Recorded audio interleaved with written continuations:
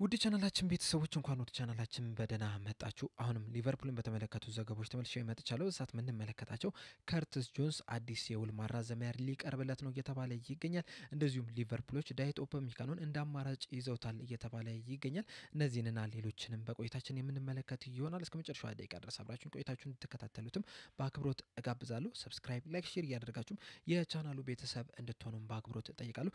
እንደዚሁም በትናንትናው ዕለት እንግዲህ አዲስ የከፈትነው ቻናል አለ። በዛ ቻናላችን ላይ እንግዲህ አዳዲስ ቪዲዮዎችን መልቀቅ ጀምረናል። ወደዛም እየሄዳችሁ ሰብስክራይብ፣ ላይክ፣ ሼር እያደረጋችሁ የቻናሉ ቤተሰብ እንድትሆኑ በአክብሮት እጠይቃለሁ። ሊንኩን እዚሁ ኮሜንት ሴክሽን ላይ የማስቀምጥላችሁ ይሆናል። አሁን በቀጥታ ወደ ያስኩላችሁ ጉዳዮች አመራለሁ። በመጀመሪያ የምንመለከተው ዴይሊ ሜል ይዞት የወጣውን ዘገባ ይሆናል። እንደዚህ ዴይሊ ሜል ዘገባ ከሆነ እንግዲህ ኤፍኤስጂዎች ጌታፌን ለመግዛት እንግዲህ እያሰቡ ይገኛሉ እየተባለ ነው። እንደሚታወቀው እንግዲህ ኤፍኤስጂዎች የመልቲ ክለብ ሞዴል ለመጠቀም እንግዲህ ፍላጎት እንዳላቸው ከዚህ በፊት የወጡ መረጃዎች ሲያመለክቱ ነበረ።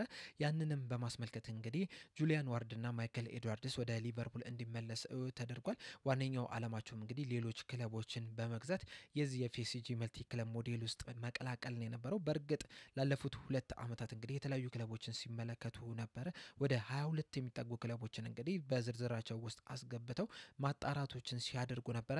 አሁን ላይ እንግዲህ ዴይሊ ሜል ይዞት በወጣው ዘገባ መሰረት ጌታፌ ላይ ሙሉ ማጣራት አድርገው እንግዲህ እሱን ለመግዛት ኮንሲደር እያደረጉ ይገኛሉ እየተባለ ነው። እንደ መረጃው ከሆነ እንግዲህ ኤፍኤስጂዎችና የጌታፌ ባለሀብቶችም ንግግር አድርጓል፣ የመጀመሪያ ንግግር። እናም ያን ንግግራቸው እንግዲህ በጥሩ መልኩ እንደተጠናቀቀ ነው መረጃው እያመለከተ የሚገኙና ምናልባትም ሊቨርፑሎች ይህንን ክለብ ለመግዛት ጥያቄ ሊያቀርቡ ይችላሉ እየተባለ ይገኛልና በቅርቡም እንግዲህ አዲስ ነገር ሊኖር የሚችልበት እድል አለ። በተለይ ደግሞ ከአንድ ወር በፊት አካባቢ እንግዲህ አንድ የወጣ መረጃ ነበረ። በተለይ የክረምት ዝውውር መስኮት ከተጠናቀቀ በኋላ ምንድነው የሚለው የነበረው ያ መረጃ ማይክል ኤድዋርድስ እንግዲህ ሙሉ ትኩረቱን አድርጎ የነበረ በተለይ ደግሞ ወደ ሊቨርፑል ከመጣ በኋላ የሊቨርፑልን ስኳድን እንደ አዲስ መገንባት ነው የነበረውና በዚህ የክረምት ዝውውር መስኮትም እንግዲህ ከ400 ሚሊዮን ፓውንድ በላይም ሊቨርፑሎች ለተጫዋች ዝውውር ወጪ ማድረግ ችሏልና አሁን ላይ የሚፈልጉትን አይነት ተጫዋቾች አምጥተዋል እና ከዚህ በኋላ ሙሉ ትኩረታቸው የሚሆነው ሌሎች ክለቦችን መግዛት ላይ ነው የሚል አንድ መረጃ ሲወጣ ነው የነበረውና ምናልባትም እንግዲህ ያ መረጃ ትክክል ሆኖ የመጣ ይመስለኛል። ምክንያቱም እንግዲህ በዚህ ሰዓት እንግዲህ ሊቨርፑሎች ክለብን ለመግዛት ከጫፍ እየደረሱ ነው የሚገኙት።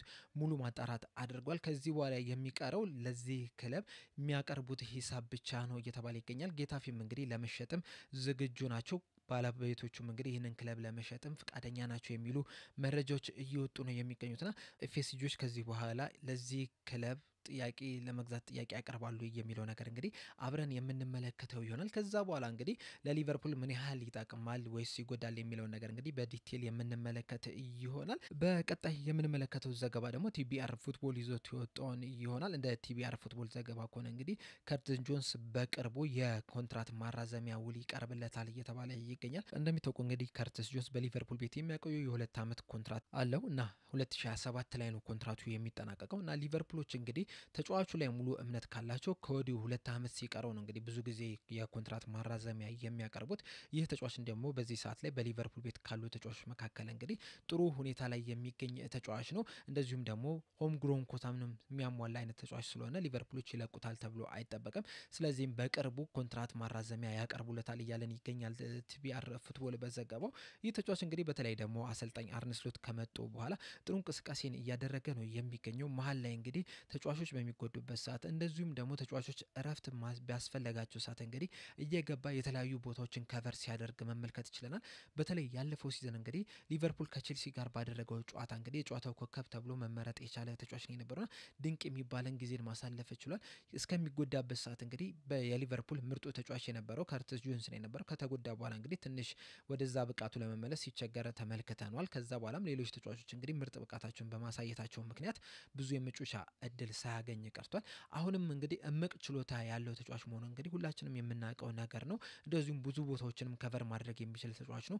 ደብል ፒቮት ላይ በየትኛውም ቁጥር ቦል ላይ መጮት ይችላል። 6 ቁጥር፣ 8 ቁጥር እንደዚሁም 10 ቁጥር በተጨማሪም ደግሞ በግራ ክንፍም ወጥቶ መጮት የሚችል ተጫዋች ነውና በጣም ብዙ ቦታዎችን ከቨር ማድረግ ስለሚችል እንግዲህ አሰልጣኝ አርነ ስሎት ይህ ተጫዋች በዚሁ በሊቨርፑል እንዲቆይ ይፈልጋሉ። ተጫዋቹም የሊቨርፑል የልብ ደጋፊም እንደመሆኑ መጠን እንግዲህ ምናልባትም በዚሁ በሊቨርፑል ጫማውንም ለመስቀል የሚፈልግ ይመስለኛልና ተጫዋቹም ከሊቨርፑል መልቀቅ የሚፈልግ ተጫዋች አይደለምና በቅርቡም እንግዲህ ኮንትራት ይቀርብለታል። ያንንም ኮንትራት እንግዲህ ይፈርማል ተብሎ ነው የሚጠበቀው። በመቀጠል የምንመለከተው ደግሞ የሊቨርፑል ተከላካይ መስመርን ይሆናል። እንደሚታወቀው እንግዲህ ጆቫኒ ሊዮኒ በጉዳት ምክንያት ከ9 እስከ 12 ወር ድረስ እንግዲህ ከሜዳ የሚርቅ ይሆናል። በአጠቃላይ እንግዲህ ይህ ሲዝን ከማለቁ በፊት የሚመለስ አይመስለኝም። ምክንያቱም እንግዲህ ከዚህ በኋላ ይህ ሲዝን ለመጠናቀቅ 8 ወር አካባቢ ይመስለኛል የሚቀረውና ከዛ በፊት እንግዲህ ይህ ሲዝን ሳይጠናቀቅ ይመለሳል ተብሎ አይጠበቅም። ምናልባት ገና 18 ዓመቱ እንደመሆኑ መጠን እንግዲህ በፍጥነት ሊያገግም የሚችልበት እድል ሊኖር ይችላል። እንደዛም ቢሆንም ግን ለዚህ ሲዝን ይደርሳል ተብሎ አይጠበቅምና ሊቨርፑሎች እንግዲህ ምናልባትም በጃንዋሪ ዝውውር መስኮት ተጫዋች ሊያመጡ ይችላሉ የሚሉ አንዳንድ መረጃዎች ሲወጡ ነበረ። በተለይ ደግሞ ሊቨርፑሎች ምናልባትም የክሪስታል ፓላስን ደጅ ሊያንኳኩ ይችላሉ የሚሉ መረጃዎች እየወጡ ይገኛል። እንደሚታወቀው እንግዲህ በክረምቱ የዝውውር መስኮት ሊቨርፑሎች ማርክ ጌን ለማስፈረም በጣም ተቃርበው ነው የነበረውና በሂሳብ ደረጃም እንግዲህ ተስማምተው ነበር። በመጨረሻ ሰዓት እንግዲህ ሀሳብ በመቀየራቸው ምክንያት ነው ይህ ተጫዋች ወደ ሊቨርፑል ያልመጣውና ምናልባትም አሁንም እንግዲህ ተመልሰው ማርክ ጌን ለማስፈረም ጥረት ሊያደርጉ ይችላሉ የሚሉ መረጃዎች ሲወጡ ነበረ። ነገር ግን ፖል ጆይስ እንደዘገበው ከሆነ ምንም እንኳን ሊቨርፑሎች እዚህ ተጫዋች ላይ ከፍተኛ ፍላጎት ቢኖራቸው በጥሩ የዝውውር መስኮት ግን ይህንን ተጫዋች ለማስፈረም ምንም አይነት ፍላጎት የላቸውም ነው እያለን የሚገኘው። ከ5 ወር በኋላ በነፃ ለሚገኝ ተጫዋች ትልቅ የዝውውር ሂሳብን ማውጣት አይፈልጉም ነው እየተባለ የሚገኘው። ምናልባትም እንግዲህ የጆቫኒ ሊዮኒ መጎዳት ተከትሎ እንግዲህ ክሪስታል ፓላሶች ለማርክ ጌ ትልቅ ሂሳብ ሊጠይቁ ይችላሉ የሚል ስጋት አለና ያንን የሚጠይቁ ከሆነ ግን ሊቨርፑሎች ይህንን ተጫዋች ለማስፈረም ምንም አይነት እንቅስቃሴ አያደርጉም። ይልቁንም በክረምቱ የዝውውር መስኮት ተጫዋቹን በነፃ ለማስፈረም ጥረት ያደርጋሉ እያለን ይገኛል። እናም ሊቨርፑሎችም እንግዲህ ማርክ ጌ ላይ እምነት አላቸው። በክረምቱ የዝውውር መስኮት በነፃ ሊቨርፑልን እንደሚቀላቀሉ የሚል መረጃን አውጥቷል ፖል ጆይስ በዘገባው። በዛው አያይዘን ግን ማንሳት ያለብን ነገር ቢኖር ምንድን ነው ቢልድ ይዞት የወጣውን ዘገባ ይሆናል። ሊቨርፑሎች እንግዲህ የባየር ሙኒክን ተጫዋች የሆነውን ዳዊት ኡፓሜካኖን እንደ አማራጭ ይዘውታል እያለን ይገኛል። እንደሚታወቀው እንግዲህ ይህ ተጫዋች በባየር ሙኒክ ጥሩምና መጥፎን ጊዜን ያሳለፈ ተጫዋች ነው። መጀመሪያ እንግዲህ ወደ ባየር ሙኒክ ሲሄድ በጣም ምርጥ የሚባል እንቅስቃሴን አድርጎ ነበረ። ነገር ግን አሁን ላይ እንግዲህ ያን ያህል እንደ በፊቱ ምርጥ ብቃቱን እያስመለከተ አይደለም የሚገኘው። በተለይ ደግሞ ከአንድ ዓመት በፊት እንግዲህ ይህ ተጫዋች ለፈረንሳይ ብሔራዊ ቡድን ቋሚ ተመራጭ ነው የነበረው።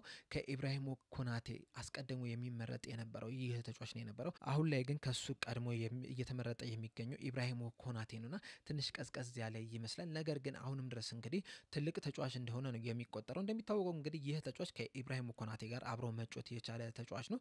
በአርቢ ሌፕዚግ እንግዲህ አብረው መጣመር ችለው ነበረ። 2022 ላይ ግን ሁለቱም ክለቡን መልቀቅ ችሏል። ዳዊት ኡፓሜካኖ ወደ ባየር ሙኒክ ሲቀላቀል ኢብራሂሞ ኮናቴ ደግሞ ሊቨርፑልን መቀላቀል ችሏል። ይህ ብቻ አይደለም እንግዲህ ሁለቱን ተጫዋቾች የሚያመሳስላቸው። ሁለቱም ተጫዋቾች እንግዲህ የመጨረሻ የኮንትራት ዘመናቸው ላይ ነው የሚገኙት። እንደሚታወቀው ኢብራሂሞ ኮናቴ በክረምቱ የዝውውር መስኮት ኮንትራቱ የሚያበቃ ይሆናል። እንደዚሁም በተመሳሳይ እንግዲህ ዳዊት ኡፓሜካኖም በሚቀጥለው የክረምቱ የዝውውር መስኮት ከባየር ሙኒክ ጋር ያለው የኮንትራት ጊዜ የሚያበቃ ይሆናልና በዚህም ምክንያትም እንግዲህ ሊቨርፑሎች እንደ አማራጭ ይዘውታል እየተባለ ይገኛል። ምናልባት እንግዲህ የኢብራሂሞ ኮናቴ ሁኔታ የማይፈታ ከሆነ እንደዚሁም ደግሞ ጆ ጎሜዝ ሊቨርፑልን የሚለቅ ከሆነ ምናልባትም ማርክ ጌንና ኡፓሜካኖን ወደ ሊቨርፑል ለማምጣት ጥረት ሊያደርጉ ይችላሉ እያለን ይገኛል ቢውልድ በዘገባው። ነገር ግን በዛው በዘገባው አያይዞ እንደተናገሩት ከሆነ ግን በእርግጠኝነት ግን ወደ ሊቨርፑል ይመጣል ብለን ግን መናገር አንችልም። በተለይ ደግሞ ተጫዋቹ ወደ ሊቨርፑል መጥቶ መጫወት ይፈልጋል የሚለው ነገር እንግዲህ ትልቅ ጥያቄ ነው የሚሆነው። ነገር ግን ሊቨርፑል እንግዲህ በጣም ትልቅ ክለብ ነው። ምናልባትም ከባየር ሙኒክም የበለጠም ትልቅ ክለብ ነውና ለእንደዚህ አይነት ትልቅ ቲም እንግዲህ መጫወት የማይፈልግ ምንም አይነት ተጫዋች የለም። ነገር ግን ሊቨርፑሎች እንግዲህ በጣም ብዙ ፍክክር ሊገጥማቸው ይችላል ተብሎ ይጠበቃል። በተለይ በነፃ የሚገኝ ተጫዋች እንደመሆኑ መጠን እንግዲህ ብዙ ክለቦች ይህንን ተጫዋች ለማስፈረም ጥረት ሊያደርጉ ይችላሉና ከነዚህ ክለቦች ጋር እንግዲህ መፎካከር የሚጠበቅበት ይሆናል። ነገር ግን ደግሞ ሊቨርፑሎች ኢብራሂሞ ኮናቴንና ጆ ጎሜዝን በቀጣይ የክረምት የዝውውር መስኮት የሚያጡት ከሆነና ሊቨርፑሎች ደግሞ ማርክ ጌንና ኡፓሜካኖን ወደ ሊቨርፑል የሚያመጡት ከሆነ እንግዲህ በጣም ትልቅ ነገር ነው የሚሆነው ለሊቨርፑል። በጣም ጥራት ያላቸውን ተጫዋቾች አምጥተዋል ብለን እንግዲህ በሙሉ አፋችን መመስከር የሚያስችለን ይመስለኛል። በእርግጥ አሁን ያለበትን አቋም እስካሁን ድረስ አላየነውም። ብዙ ጨዋታ እንግዲህ ከባየር ሙኒክ ጋር እያደረገው ያለውን ጨዋታ እንግዲህ እስካሁን ድረስ አልተመለከትኩትምና እንደዚህ ነው ብዬ እንግዲህ በዚህ ተጫዋች ላይ መመስከር አልችልም። ነገር ግን በበፊት ብቃቱ ከሆነ ግን ጥሩ ተጫዋች እንደሆነ ከኳሱ ጋር ምቾት የሚሰማው ተጫዋች እንደሆነ ግን መመስከር እንችላለን። አሁን ላይ ያለውን ወቅታዊ አቋም ግን ከዚህ ከዚህ በኋላ የሚደረጉትን ጨዋታዎች መመልከት ያለብን ይመስለኛል። እና እንደ አጠቃላይ ግን በዚህ ተጫዋች ዙሪያ ያላችሁ ሀሳብ ምንድነው? ወደ ሊቨርፑል ቢመጣ ወይስ ባይመጣ ይሻላል የሚለውን እንዳለ ኮሜንት ሴክሽን ላይ በመጻፍ አሳውቁኝ። ለአሁን እኔ እዚህ ላይ ያበቃው። በቀጣይ በሌላ እስከምንገናኝ ድረስ ሰብስክራይብ፣ ላይክ፣ ሼር ማድረግ እንዳትረሱ። እንደዚሁም ደግሞ አዲሱ ቻናላችን ላይ እየሄዳችሁ ሰብስክራይብ፣ ላይክ፣ ሼር እያደረጋችሁ ፕሮግራሙን እንድትከታተሉም ከልብ እጠይቃለሁ። በቀጣይ በሌላ እስከምንገናኝ ድረስ ግን ቸር ያቆየን።